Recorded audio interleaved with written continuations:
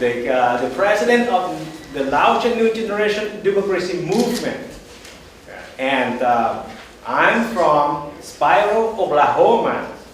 I'm chairman of Lao Human Rights for Democracy. Udon Sasana, I am representative of the Langon Sumhan and Panyabong Sumanabong's party when the royal government, so I'm representing. My name is Lun Nivong. I represent for Laotian Texas Human Rights Council. My name is Sambi Rashid.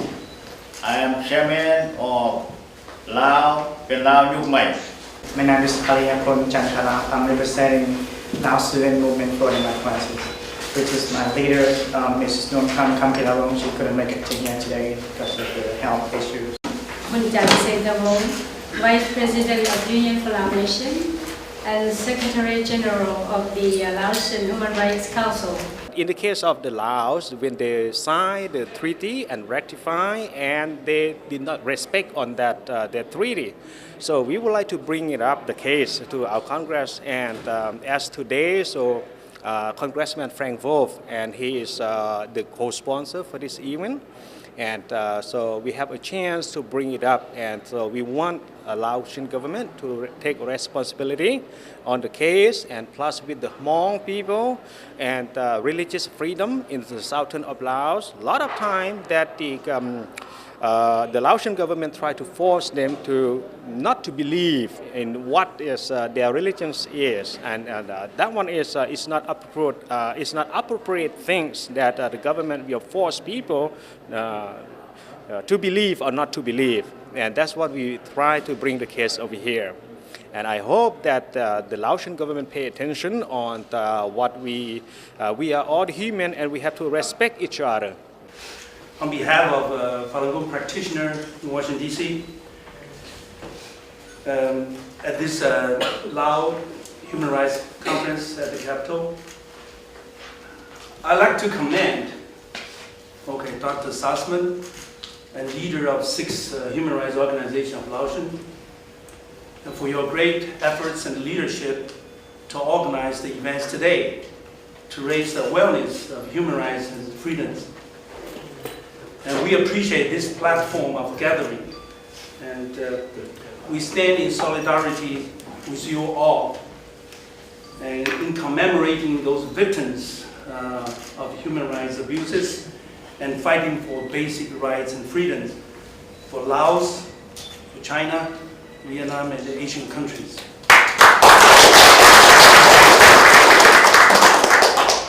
I probably will be the only speaker as Chinese Americans. I'd like to bring 2 messages about China which related to you today. First, the ongoing human rights violations of Falun Gong in China in the last 15 years. I am a Falun Gong practitioner.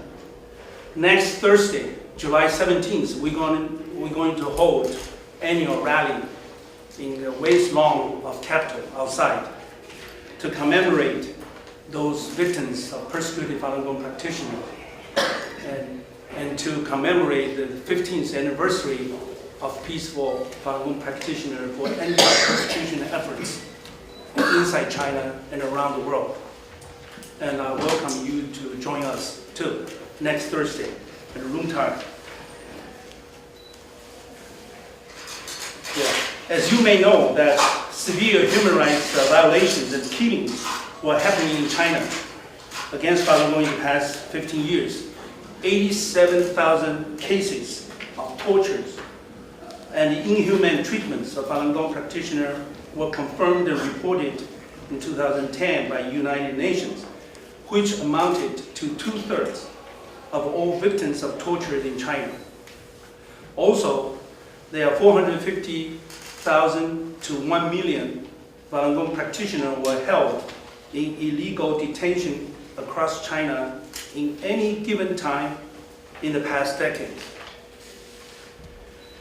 Millions lost their life due to persecutions, and millions of families got broken in facing hardship.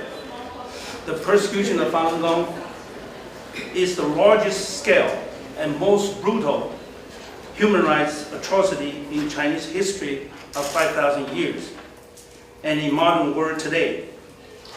U.S. House Resolution 605 in 2011, U.S. Senate Resolution 232 in 2012, and U.S. House Resolution 281 last year were all to specifically condemn Chinese Communist Party's violation on human rights against Falun Gong and to urge to end its campaign against Falun Gong and to express solidarity of U.S. Congress with those victimized Falun Gong practitioners in China. Recently, there is a growing body of evidence suggests that Falun Gong prisoners of conscience have been killed thousands a year to supply China's organ transplant industry. International condemnations are growing. Recently, there is a passage of a resolution in European Parliament expressing concerns over organ harvesting from Falun Gong practitioners. Similar resolutions, such as Resolution 281 and other legislations that would prohibit organ trafficking and kill on demand for organs from China, have been proposed in many other countries. While most people in the world have enjoyed their freedoms and human rights, over 2 billion people live in Laos, China, Vietnam, North Korea, still suffer from human rights violations and struggle for their basic rights and freedom. We, Chinese, share the same root of culture, traditional value, morality, and belief with Laotians, Vietnamese, and other Asian countries. Unfortunately, we also share the same agony and nightmare of evil communist ruling. Throughout the 20th centuries of communists were marred with lies, tyranny, starvations, tortures, massacres, and death in our homeland. In 65 years of ruling of Chinese Communist Party, it caused an unnatural death of 80 million Chinese, which is larger than all such kind of deaths in 5,000 years of Chinese history.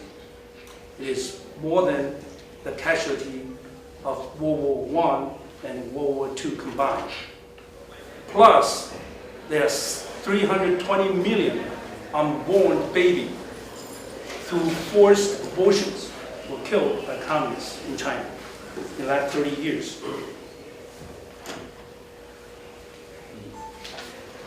I know communists have done the same in Laos, Vietnam, Cuba, and North Korea.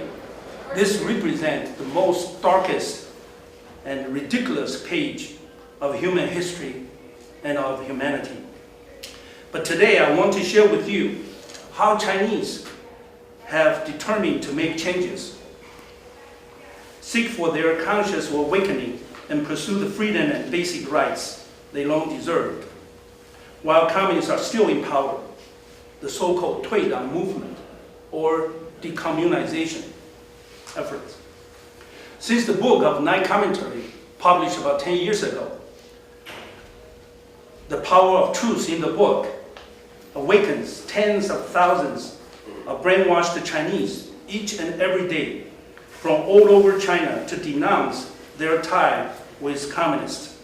Up to today, there have been 170 million courageous Chinese from within the Communist Party and affiliated of organization publicly denounced from Communist Party with his or her statement of withdrawal posted on public website, so-called 退党. For example, the past Sunday, July 6th, there were 109,000 Chinese 退党. Last week, 653,000 退党. Last month, 2.8 million 退党. 退党 movement is at a rate of one withdrawal every second. For example, in this 2-hour human rights conference we held here, there will be more than 9,000 courageous Chinese choose to cut ties with communism.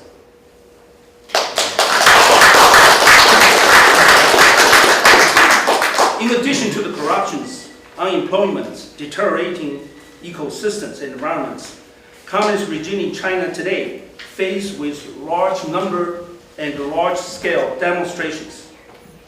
According to Chinese authorities, in each and every day, somewhere in China, there are more than 2,000 reports of security problems, more than 500 demonstrations, and more than 15 bloody crackdowns by communists, and with one large-scale protest involved more than 5,000 citizens every day in China. Chinese Communist Party is sitting on top of a live volcano. It was reported in the last 4 years in a row that the budget spending used on public security for cracking down its own people have exceeded the military budget spending in China. This means that China is definitely not a harmonious society, and the Chinese people are treated by Communist Party as #1 enemy. The CCP is coming to collapse soon, but don't forget, before its disintegration, people inside the regime can always choose to learn about truth, to wake up from the brainwashed illusions, to go against the persecution upon them, to fight for their basic rights and freedoms. Thank you. Please keep up with your good work. I wish your conference every success.